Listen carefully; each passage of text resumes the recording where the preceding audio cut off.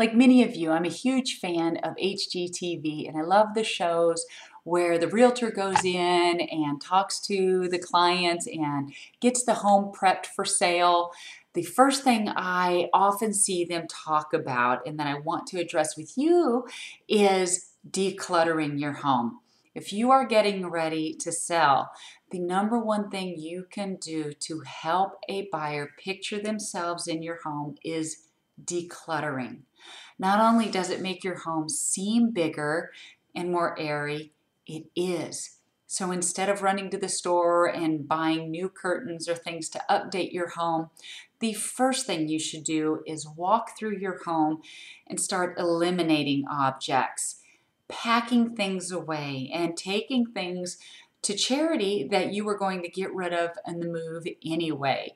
So decluttering can also take the form of you going ahead and renting a storage spot in one of the many places here in town. They even have temperature controlled ones where the humidity will not get to your valuables, your photographs, and ruin anything. And it just sits in waiting while your home is staged for sale. So the number one tip to staging is decluttering. I hope to see you next time. This is Amanda Cox, your Lake Charles, Louisiana realtor with Castle Real Estate.